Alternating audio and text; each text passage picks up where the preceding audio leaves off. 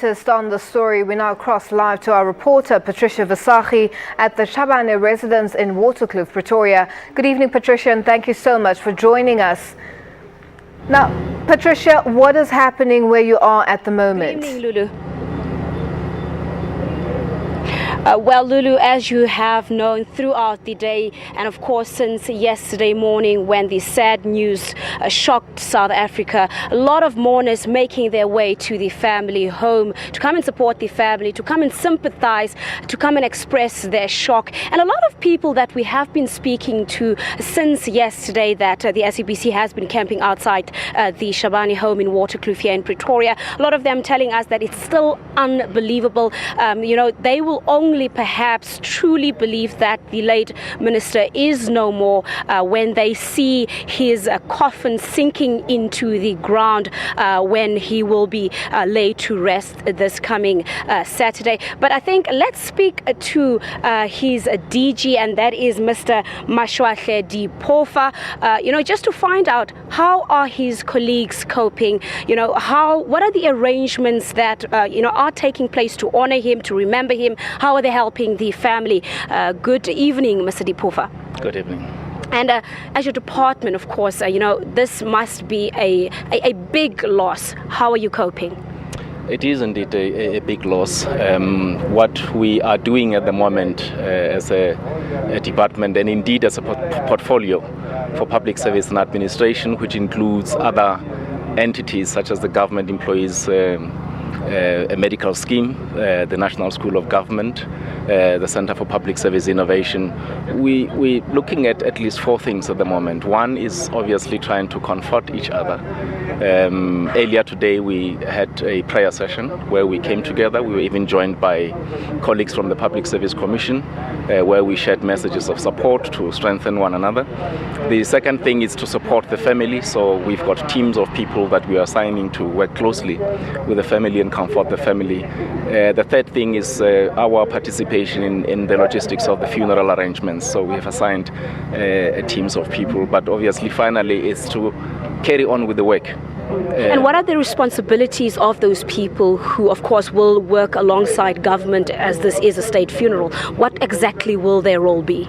Well, there are different responsibilities, but at this stage, we work according to the policies of government when it comes to state funerals. So we are guided by the funeral planning committees in terms of the responsibilities that they are assigned to us.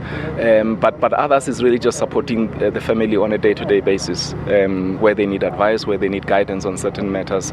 We have teams of people who we have availed to provide that support. But as I was saying, the other bigger focus is in terms of the work which the late minister was committed to make sure that we don't drop the baton, and we make sure that on a day-to-day basis we focus on the responsibilities that we have as a department, as a portfolio, so that we continue to deliver on the responsibilities, difficult as it is. And what's the atmosphere that prevails in your department? It's an atmosphere of disbelief. Earlier on when we had a prayer session, one of the people I think summed it quite well when she said it's like a nasty dream that we will snap out of any time. But it's not going away. So it is an atmosphere of disbelief.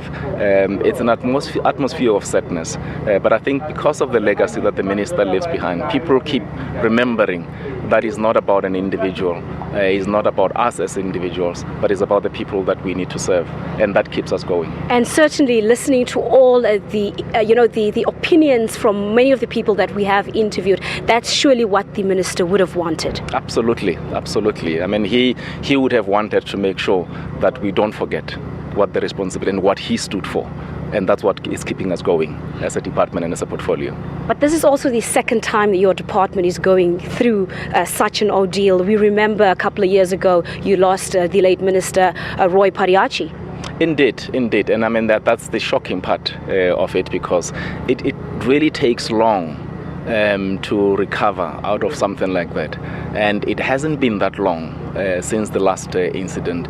And just as we were getting our act together, getting stronger and stronger, something like this happens to us. So it is quite bad actually for the department. It's a very painful experience for the department and the portfolio.